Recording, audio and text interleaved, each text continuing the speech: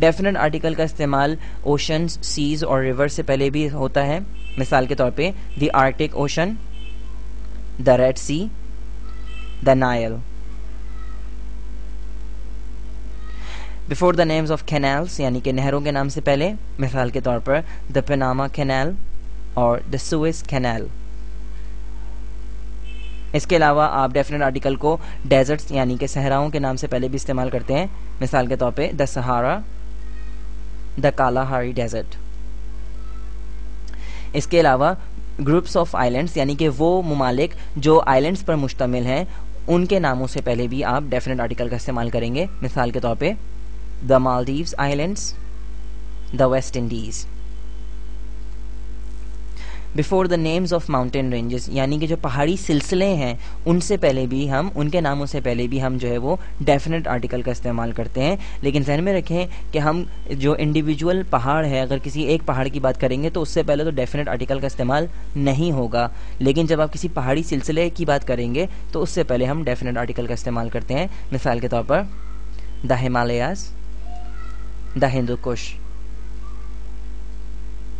اس کے علاوہ definite article کا استعمال جو ہے ان ممالک کے ناموں سے پہلے ہوتا ہے جن کے اندر جو ہے ریپبلک، کنگڈم یا یونائٹڈ آتا ہو. مثال کے طور پر the United Arab Emirates, the United States of America, the Kingdom of Saudi Arabia.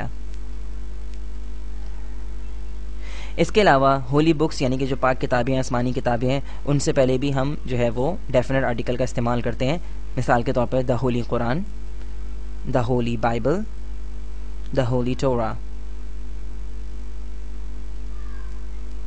Before the names of things one of their kind. It means that اس کا مطلب ہے کہ وہ چیزیں یعنی کہ چیزیں جو کائنات میں پائی جاتی ہیں جو اپنے آپ میں صرف ایک ہیں اور ان کے جیسا کوئی دوسری چیز نہیں ہے تو ان سے پہلے بھی آپ جو ہے وہ ڈیفینٹ آرٹیکل کا استعمال کریں گے. مثال کے طور پر the sun, the moon, the ارتھ.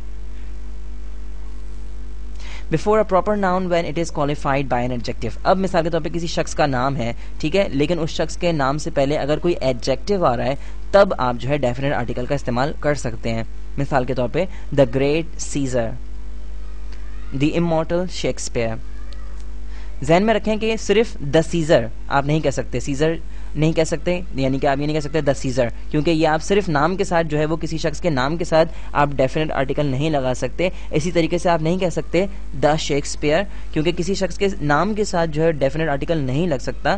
اگر اس نام سے پہلے اگر آپ نے کوئی ایڈجیکٹو لگا دیا، مثال کے طور پہ دا گریٹ سیزر، تو آپ ڈیفینٹ آرٹیکل کا استعمال کر سکتے ہیں. اسی طریقے سے شیکسپیئر سے آپ صرف اور صرف شیکسپیئر کے ساتھ جو ہے وہ ڈیفینٹ آرٹیکل کا استعمال نہیں کر سکتے. لیکن اگر اس سے پہلے کوئی ایڈجیکٹو یعنی کہ جیسے کہ آپ دیکھ سکتے ہیں امورٹل میں نے لگایا ہے تو اب آپ ڈیفینٹ آرٹیکل استعمال کر سکتے ہیں دا امورٹل شیکسپیئر.